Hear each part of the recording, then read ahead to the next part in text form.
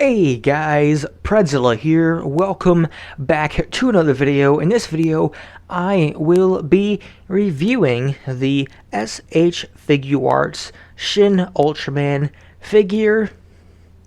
So jumping right into it, so far this figure is absolutely fantastic. And as you can see, I have Ultraman in this odd pose, so I don't know why I put it like that, but I did. So I'm gonna put him into more of a regular pose. There we go. And you may notice one issue that I have with the figure, which isn't a huge issue, but it is quite worrying, and I will get into that later in the review when I talk about the articulation. But the figure is fantastic, especially for the price, which again I will get into later in the figure. The sculpting looks very awesome. It obviously looks like Ultraman, and in this instance, Shin Ultraman. I'm still not sure how I feel about Ultraman not having the timer on his chest, because I am pretty used to that, and seeing Ultraman without the timer is a bit weird. It's kind of like an OCD thing, maybe, in some way. But I do understand why they did this, because they want to have Ultraman on screen longer than around 3 minutes. I don't know exactly how long Ultraman timer would last. I believe it was like 2 to 3 minutes, but I can't say 100% for sure. But another thing that I like about this design, especially for the figure, is that there is no like back fin on the figure, and they do have it a bit on the head, but usually it would go like all the way on the back and kind of a little bit on the butt. But this figure and this design in particular does not have that, and I am actually pretty happy that it doesn't. And that is because, well, on my S.H Figuarts Ultraman Ginga, because that figure has the fin on the back, there's like this little piece that, because the fin connects to the neck and the head, so they obviously have to like do some mechanism so you can lift the head up, so you can have Ultraman Ginga or any other Ultraman lift their head up so they can look up. So there is this little mechanism that, like, I can't remember exactly what it was, but it was like it went in or whatnot. But I was making a review for that figure, and I went to go lift the head up, and the mechanism was stuck, and I didn't realize it, and I forced the head up, and I accidentally broke the head off, and I was pretty upset about that. I will show an image so you understand what it looked like. Anyways, going back onto this figure, the sculpting is fantastic, though I can't say how accurate it is to the Shin Ultraman design, and that is because the film hasn't released yet, and we have no clue when the film will be releasing, so there's no saying 100% for sure how accurate it is. We can only go off from images and the trailer that we have for the film, which, I mean, so far it looks pretty accurate, but there's no saying what they will do for the final version of Shin Ultraman for the film. Like, they may change the color of the red or something like that. I mean, I doubt it, but there is no saying it for sure. Which, speaking of, I do hope they work on the CGI for the movie, because from what we've seen in the trailer, it did not look good. Like, compared to the MonsterVerse films and Shin Godzilla, the CGI did not look good, in my personal opinion. But the paint looks very nice as well, which is pretty a generic paint. You know, it's just silver with red in a pretty classic Ultraman design, which looks nice. There isn't really any other color besides that, unless you count the translucent white eyes, which isn't, and which I can't really say is really much of a color and part of the paint job, but I figured I would mention it anyways. But though there is some like, for example, on the back here, if you can tell, if I can, like, it's not perfect. Like, the bit of a red is overlapping the silver, and like a little bit of the silver overlapping the red, and red overlapping the silver, and so on and so forth. It's like pretty much all over the body, but that doesn't bother me too much.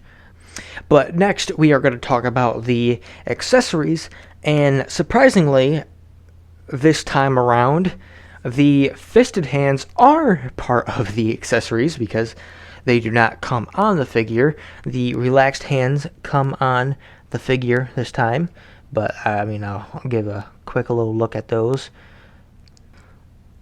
So we have the fisted hands, which look nice. And then we have what I like to call the battle ready hands, which is pretty similar to the relaxed hands, but with the fingers kind of joined together besides the thumb.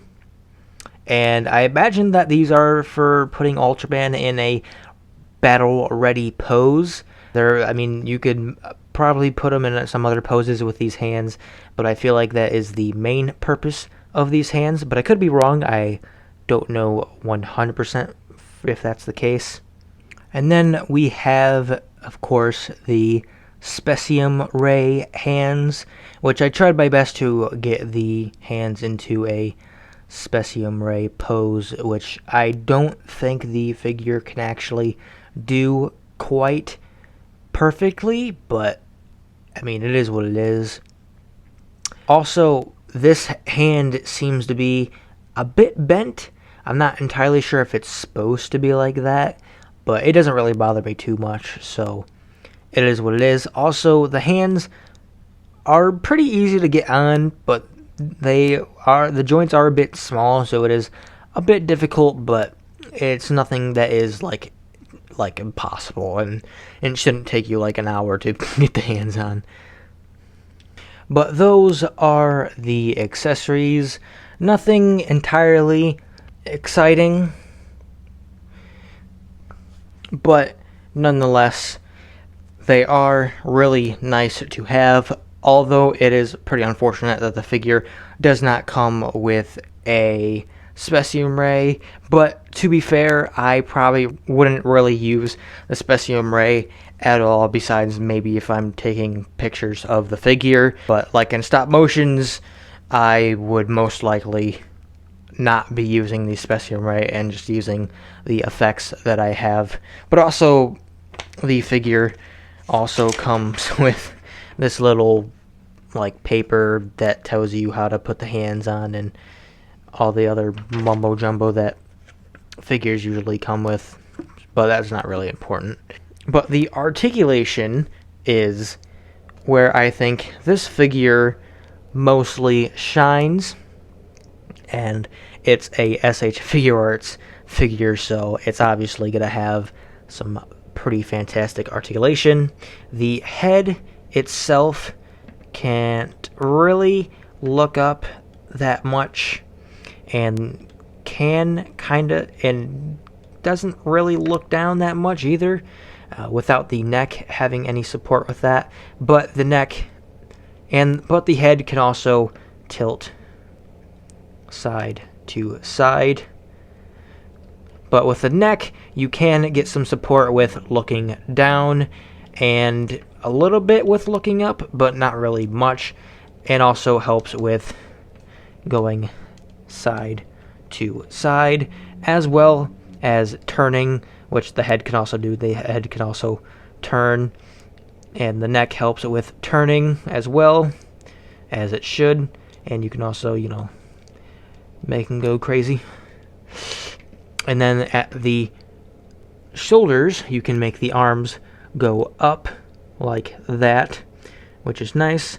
And you can also get the shoulders to move in, so you can get our Ultraman to like kind of touch his thighs or anything like that. And you can also, and there's also a little bit of a butterfly joint, so you can get Shin Ultraman to move his arms back and forth.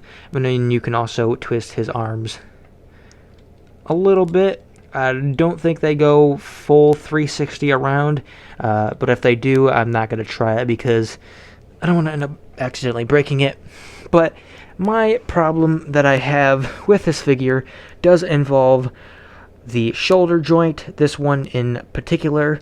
As you can tell, this one is way out more than this one is, and obviously that's not normal. And I do believe I know the reason for this. I'm not sure how well I will be able to show this. Let me see if I can find a way. This joint that is connected to the body and like the shoulder, and then this little itty bitty joint that is like basically connected to that joint, but is also, I guess, separate and is connected to the entire arm. This little white piece, as you can see, and this little silver piece are like two separate parts, and the silver piece kind of slid out a little bit. You can't really tell too well, but that is what happened. And I tried pushing it back in. I didn't have any luck. I didn't try warming it up, so that might work, but I'm not really worried about it as long as it doesn't break. And I imagine if it pops out, I can probably easily get it back in to go back in, but as of now, it is pretty fine with me. The elbows can bend quite a bit.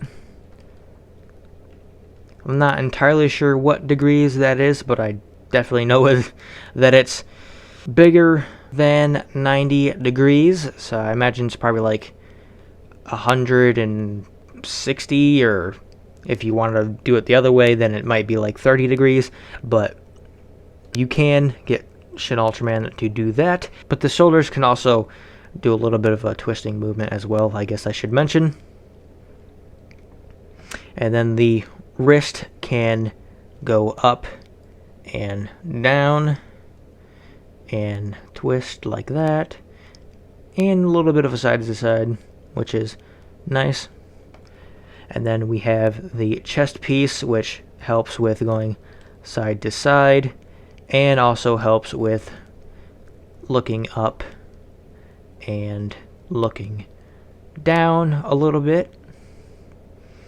But you do get a pretty full range of movement with the chest joint. And then the waist joint also helps with looking down and looking up.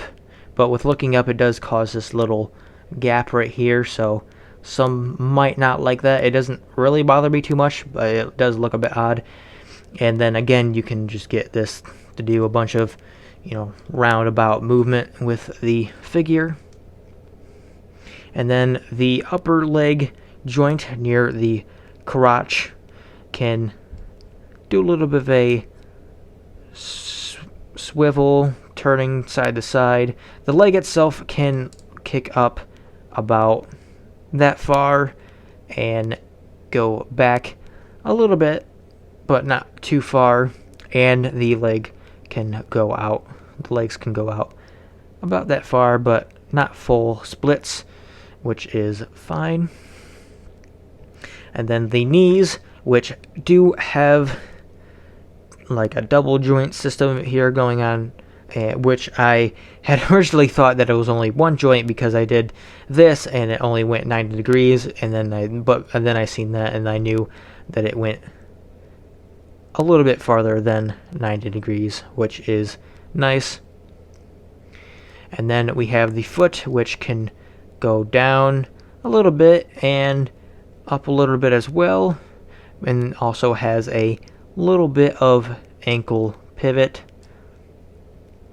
And that we also have finally the toe joint, which does that to get like a pose of Ultraman running or something like that. Also, with the design and the sculpting, we have like these elf feet, which I forgot to mention because I keep on forgetting them, which is a bit odd, but they don't bother me.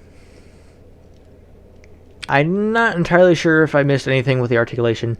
Usually I do miss things with the articulation, because I'm not the articulation whiz. I'm obviously not the greatest reviewer that ever lived. I'm probably like one of the worst, but yeah, I try my best. But it is what it is. But doing a comparison now, we're going to first compare Ultraman with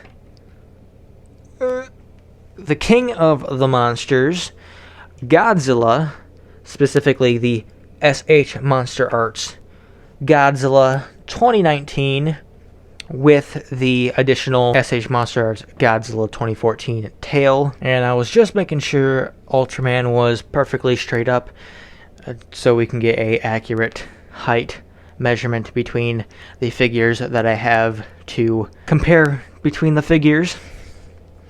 And as you can tell, Godzilla is taller than Ultraman.